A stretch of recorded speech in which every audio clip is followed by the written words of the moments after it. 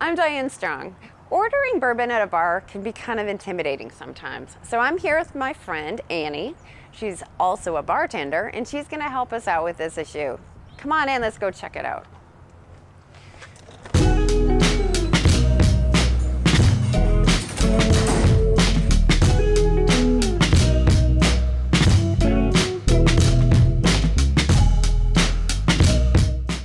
Well, Annie, thank you for joining us today for Undressing Bourbon. We're gonna talk about going into a bar and actually ordering bourbon. It can be really intimidating, especially here in Frankfurt, where the bars will have, the bourbon selection is insane. So do you ever run into people who come in and you can see on their face that they just don't know what to do, where to go? Yeah. No, totally. With people coming in, especially all the tourism we get through Buffalo Trace and all the other distilleries in the area, a lot of couples come in or groups come in, and one of the person in the group is so into bourbon, knows exactly what they want and knows exactly how to order it, and then there may be a couple other folks who are like intimidated or don't want to show that they don't know how to order it, especially in front of someone who's so excited about it.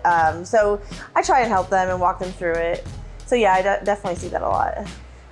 When I think of my experience in a bar, okay, I worked in a bar a long time ago when I was in college, and I learned the extent of how to order a drink. People would say, I want the well. And is that still a thing? Is the well still like the least expensive hard alcoholic option? Am I gonna find a bourbon in the well?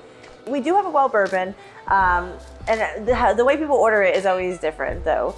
And so when you do order, I always ask things like specifics, because a lot of times when someone orders well, they might be uncomfortable ordering just a regular bourbon, so they just order it as a well bourbon. But there are other things you can, other like mixers or how they want it with the ice. So I'll usually lead them on and say, do you want it on the rocks? Do you want it with Coke, Sprite, ginger ale, we have ginger beer, there's so many options. So, but people do order well bourbon often.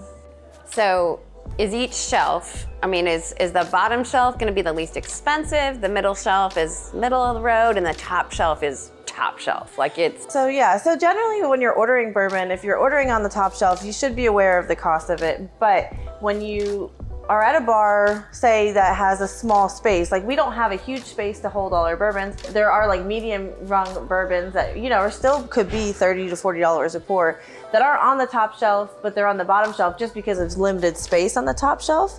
So you should always be aware of what you're ordering and the cost. Like you can always ask the cost of a bourbon, because there is always spatially is usually the issue when we're trying to stock our bar. The middle shelf has a lot of tall bourbons, where the bottom shelf has a lot of shorter bourbons. So it really all depends. And honestly, our top shelf doesn't even have a lot of top shelf items on it right now, just because of availability also. So don't assume top shelf is top shelf or the bottom shelf is gonna be inexpensive. Never assume that, no. So the best way, I don't wanna be surprised and get charged $45 for a pour. How is it? I've had that experience where if it's over $20 a pour, me as a bartender, just because I don't want anyone to ever feel like they've been lied to, I always say, well, this is cost this much money. But not all bartenders do that. So yeah, you got to be careful how you order, because there has been experiences where people have ordered a $60 bourbon unknowingly, and then they're like, oh, they're in shell shock when they get their check. So the best thing to always do is always ask the cost of a bourbon if you're unsure. So and then also, as this region being such a tourist area for bourbon, we might price things differently than other places. So if you are coming from, say, somewhere in Illinois, or we get a lot of people from Michigan, our prices might be slightly higher just because it is a touristy area for bourbon. This is how we make a lot of money here for the bars and for the restaurants and everything. So it's always good to ask first, especially if it's a bourbon you don't know, or a bourbon that you know of is unavailable in your region, because it might be something that's very hard to get. And we got lucky and got a bottle and are charging, upwards to $60 a pour. So it's okay to ask the price of the bourbon? 100%. Yes, I love when people ask. And the struggle now, I think, with a lot of bars is because of the availability of bourbon is kind of wishy-washy from different places. So we don't always have the same bourbon all the time. So a bourbon list is not always going to be up to date. It's not always going to be everything that we have. It might be something, it might be outdated. We might have new stuff in. So even a lot of bars, like we really don't even keep a bourbon list here anymore because it was so hard to keep up with pricing and keep up with availability of things. So it's a really smart, especially at a place that doesn't have a bourbon list, to ask pricing. And also at places that do have bourbon lists, because not everywhere are updating their bourbon lists. So it's really good to just ask that question. And I don't think any bartender or server ever would be, upset about that. So is there bourbons that are better for mixing and some that are better neat, or just, I guess if you have an unlimited amount of money, you could order a top shelf bourbon and throw some Coke in it. But what would your suggestion be? I've had customers order Pappy with Coke before, and other people, they might not be from here, and then a person at the bar turn around and go, "Oh no, you can't do that," and basically tell them no. Not me. I'm not going to tell them no, but I will sometimes say, maybe you don't want to use that bourbon with a mixer because it is so. The price is high, and you want to be able to enjoy it. That's what the point of those higher end bourbons are. But everyone has their own flavor profiles. They enjoy things the way they like them. But when someone usually gets something with Coke or ginger ale, Sprite, something like that, I will generally offer the lower to medium range alcohol, like Maker's Mark, Woodford. Those make great mixing drinks. And that can even be a little bit high sometimes. Like Well bourbon usually ranges between $5 to $7, like wherever, depending on where you are. And so when you mix that with Coke, you don't feel so bad, and maybe you don't feel bad at all, and you have all the money, like you said, and you can just order it however you'd like. I know with drinks like old fashions, where those are technically, they're mixed with other ingredients. So there's old fashions are mostly, I call them like a seasoned bourbon drink or seasoned rye drink, because there's not really a mixer. It's more like flavors being added into it. You can go a little bit higher with it, higher end bourbons with it, because you are still getting that bourbon flavor. You're not just covering it up with, a sugary soft drink or something like that. So what is the common lingo to order a drink? So if I want to sound like I know what I'm talking about. Okay, well, a lot of times when bars are serving their bourbon, they serve it based off ounces. So when you are ordering a drink, usually people ask me like, do you have a 1 ounce pour or 2 ounce pours? And that makes me think like, they know how much bourbon they want. There have been times where people use things like fingers to describe that. That's kind of an outdated term, just because most bars you're going to see ounces and things like that on the menu, or you can ask. Like every bar does. Most bars will do a 1 ounce pour and a 2 ounce pour, and the 1 ounce pour is really there for the higher end bourbon. When we had a Pappy 12, it was like 55 a pour in that area.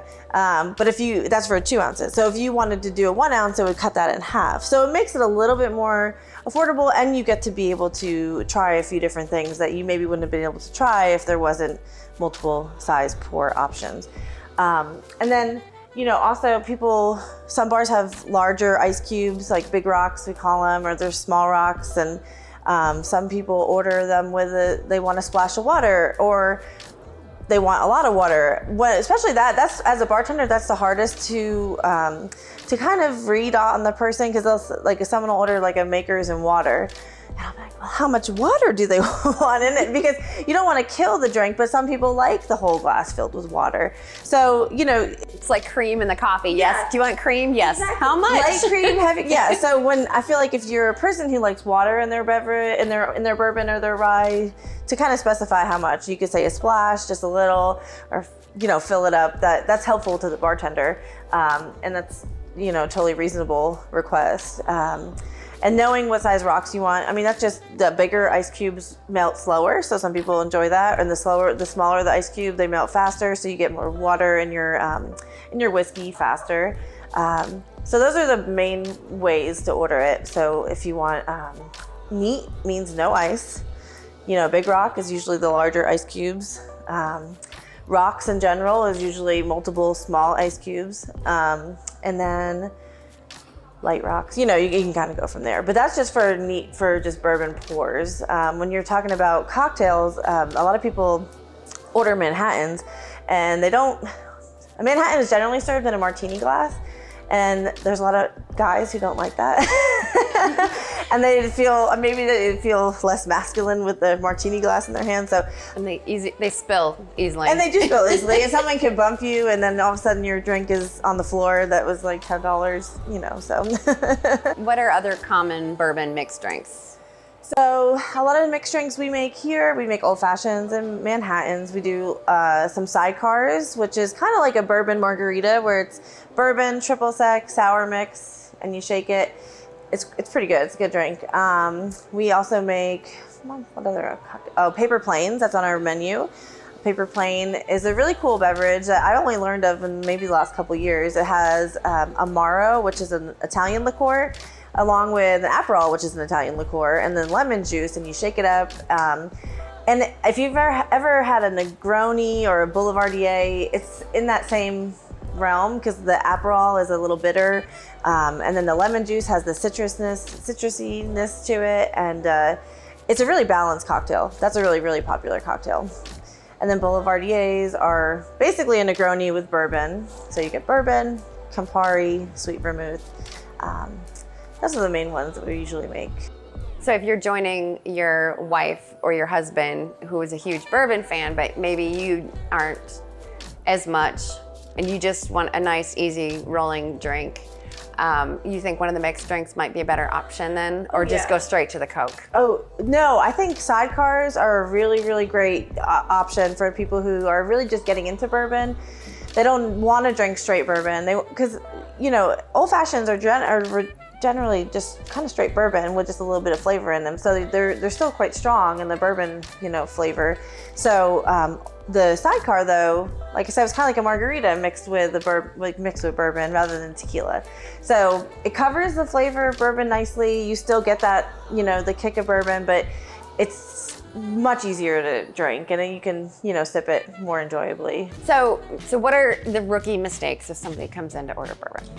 Well, there's really no mistakes. The biggest mistake is not asking the questions that you feel like you should ask, because we're here to make you guys happy, to serve a drink, to inform you, to educate you guys on everything that we know. I mean, not every bartender knows everything, but the biggest thing is to make sure you ask that question, because if you don't ask, then you won't know.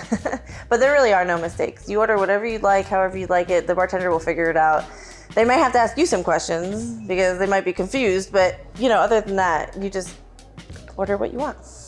Well, thank you so much, Annie, for joining us on this episode of Undressing Bourbon. I think we all feel a little bit better about going into a bar and ordering now. And thank you for joining us on this episode of Undressing Bourbon. Don't forget to follow us on social media. And on behalf of the Bourbon on the Banks Festival and the entire Undressing Bourbon team, thank you again for watching.